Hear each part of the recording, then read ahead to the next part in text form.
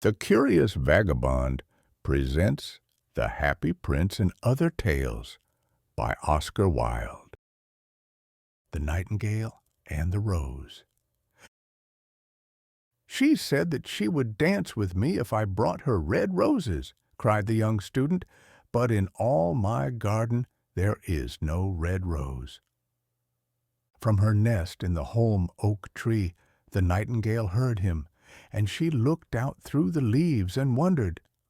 "No red rose in all my garden," he cried, and his beautiful eyes filled with tears. "Ah, on what little things does happiness depend! I have read all that the wise men have written, and all the secrets of philosophy are mine, yet for want of a red rose is my life made wretched." "Here at last is a true lover," said the nightingale. "Night after night have I sung of him, though I knew him not. Night after night have I told his story to the stars, and now I see him. His hair is dark as the hyacinth blossom, and his lips are red as the rose of his desire, but passion has made his face like pale ivory, and sorrow has set her seal upon his brow." "The prince gives a ball tomorrow night," murmured the young student, "and my love will be of the company. If I bring her a red rose, she will dance with me till dawn. If I bring her a red rose, I shall hold her in my arms, and she will lean her head upon my shoulder, and her hand will be clasped in mine. But there is no red rose in my garden, so I shall sit lonely, and she will pass me by. She will have no heed of me, and my heart will break." "Here indeed is the true lover," said the nightingale. "What I sing of, he suffers. What is joy to me, to him is pain. Surely love is a wonderful thing. It is more precious than emeralds, and dearer than fine opals. Pearls and pomegranates cannot buy it, nor is it set forth in the marketplace. It may not be purchased of the merchants, nor can it be weighed out in the balance for gold."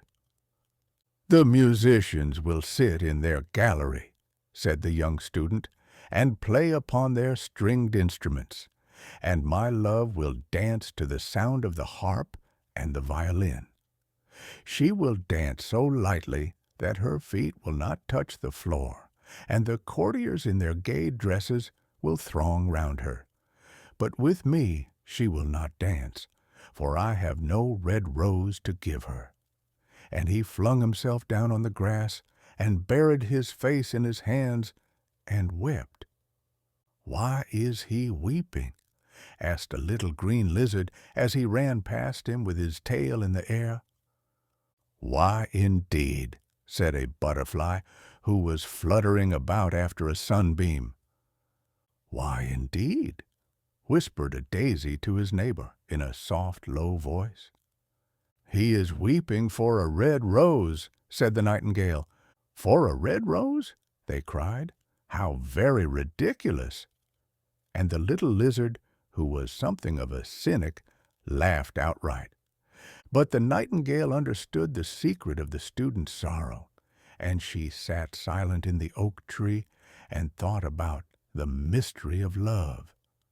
Suddenly she spread her brown wings for flight and soared into the air. She passed through the grove like a shadow, and like a shadow she sailed across the garden. In the center of the grass plot was standing a beautiful rose tree, and when she saw it, she flew over to it and lit upon a spray. "Give me a red rose," she cried, "and I will sing you my sweetest song." But the tree shook its head.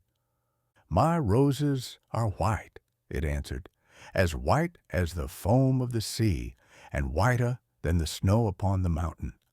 But go to my brother who grows round the old sundial, and perhaps he will give you what you want." So the nightingale flew over to the rose tree that was growing round the old sundial. "Give me a red rose," she cried, "and I will sing you my sweetest song." But the tree shook its head. "My roses are yellow," it answered, "as yellow as the hair of the mermaiden who sits upon an amber throne, and yellower than the daffodil that blooms in the meadow before the mower comes with his scythe. But go to my brother who grows beneath the student's window, and perhaps he will give you what you want." So the nightingale flew over to the rose tree that was growing beneath the student's window. "Give me a red rose," she cried, "and I will sing you my sweetest song." But the tree shook its head. "My roses are red," it answered, "as red as the feet of the dove, and redder than the great fans of coral that wave and wave in the ocean cavern. But the winter has chilled my veins, and the frost has nipped my buds, and the storm has broken my branches, and I shall have no roses at all this year." "One red rose is all I want," cried the nightingale. "Only one red rose. Is there no way by which I can get it?" "There is a way," answered the tree, "but it is so terrible that I dare not tell it to you." "Tell it to me," said the nightingale. "I am not afraid." "If you want a red rose," said the tree, "you must build it out of music by moonlight, and stain it with your own heart's blood. You must sing to me with your breast against a thorn. All night long you must sing to me, and the thorn must pierce your heart, and your lifeblood must flow into my veins and become mine." "Death is a great price to pay for a red rose," cried the nightingale, "and life is very dear to all. It is pleasant to sit in the green wood and to watch the sun in his chariot of gold, and the moon in her chariot of pearl. Sweet is the scent of the hawthorn, and sweet are the bluebells that hide in the valley, and the heather that blows on the hill. Yet love is better than life, and what is the heart of a bird compared to the heart of a man?" So she spread her brown wings for flight and soared into the air. She swept over the garden like a shadow, and like a shadow she sailed through the grove. The young student was still lying on the grass where she had left him, and the tears were not yet dry in his beautiful eyes. "Be happy," cried the nightingale. "Be happy. You shall have your red rose. I will build it out of music by moonlight, and stain it with my own heart's blood.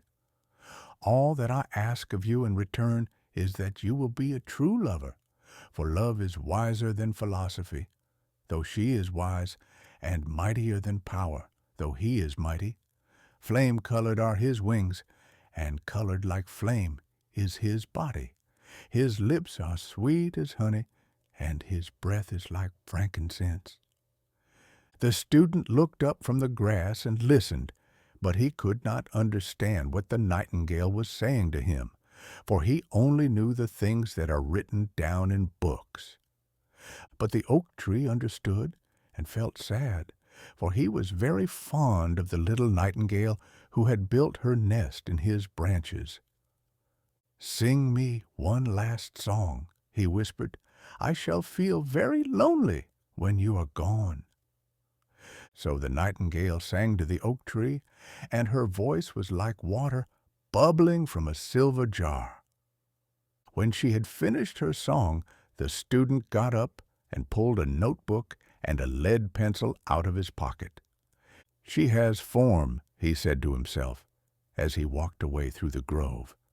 "That cannot be denied to her. But has she got feeling? I am afraid not. In fact, she is like most artists. She is all style, without any sincerity. She would not sacrifice herself for others. She thinks merely of music, and everybody knows that the arts are selfish. Still, it must be admitted that she has some beautiful notes in her voice. What a pity it is that they do not mean anything or do any practical good." And he went into his room and lay down on his little pallet bed and began to think of his love, and after a time he fell asleep.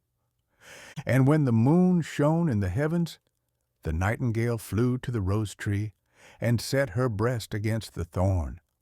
All night long she sang with her breast against the thorn, and the cold crystal moon leaned down and listened. All night long she sang, and the thorn went deeper and deeper into her breast, and her life-blood ebbed away from her. She sang first of the birth of love in the heart of a boy and a girl, and on the topmost spray of the rose tree there blossomed a marvelous rose, petal following petal, as song followed song. Pale was it at first, as the mist that hangs over the river, pale as the feet of the morning, and silver as the wings of the dawn. As the shadow of a rose in a mirror of silver, as the shadow of a rose in a water pool, so was the rose that blossomed on the topmost spray of the tree. But the tree cried to the nightingale to press closer against the thorn. "Press closer, little nightingale," cried the tree, "or the day will come before the rose is finished." So the nightingale pressed closer against the thorn, and louder grew her song, for she sang of the birth of passion in the soul of a man and a maid.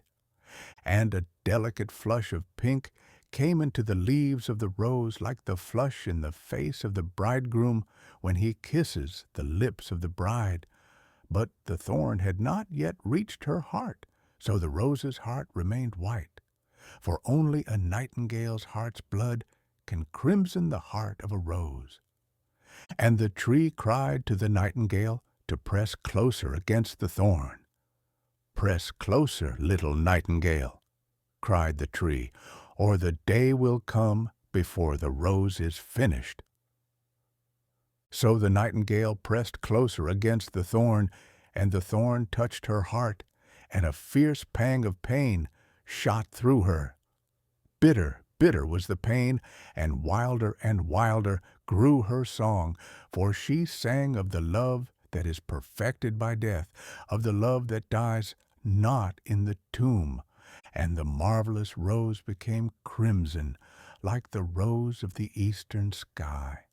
Crimson was the girdle of petals, and crimson as a ruby was the heart. But the nightingale's voice grew fainter, and her little wings began to beat, and a film came over her eyes.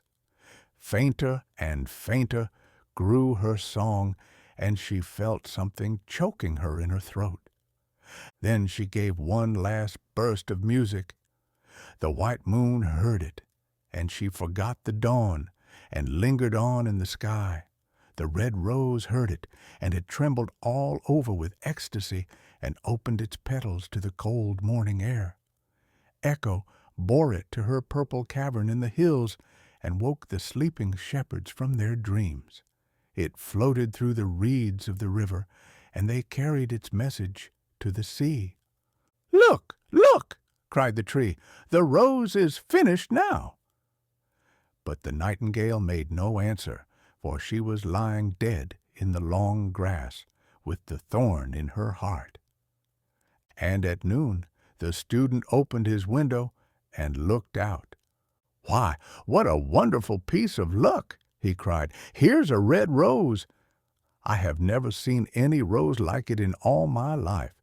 It is so beautiful that I am sure it has a long Latin name." And he leaned down and plucked it. Then he put on his hat and ran up to the professor's house with the rose in his hand. The daughter of the professor was sitting in the doorway winding blue silk on a reel, and her little dog was lying at her feet. "You said that you would dance with me if I brought you a red rose," cried the student. "Here is the reddest rose in all the world. You will wear it tonight next your heart, and as we dance together, it will tell you how I love you." But the girl frowned. "I am afraid it will not go with my dress," she answered. And besides, the Chamberlain's nephew has sent me some real jewels, and everybody knows that jewels cost far more than flowers." "Well, upon my word, you are very ungrateful," said the student angrily, and he threw the rose into the street, where it fell into the gutter, and a cartwheel went over it. "Ungrateful?" said the girl. "I tell you what, you are very rude, and after all, who are you? Only a student. Why, I don't believe you have even got silver buckles to your shoes as the Chamberlain's nephew has." And she got up from her chair and went into the house. "What a silly thing love is," said the student as he walked away. "It is not half as useful as logic, for it does not prove anything, and it is always telling one of things that are not going to happen, and making one believe things that are not true. In fact, it is quite unpractical, and as in this age to be practical is everything, I shall go back to philosophy and study metaphysics." So he returned to his room and pulled out a great dusty book and began to read.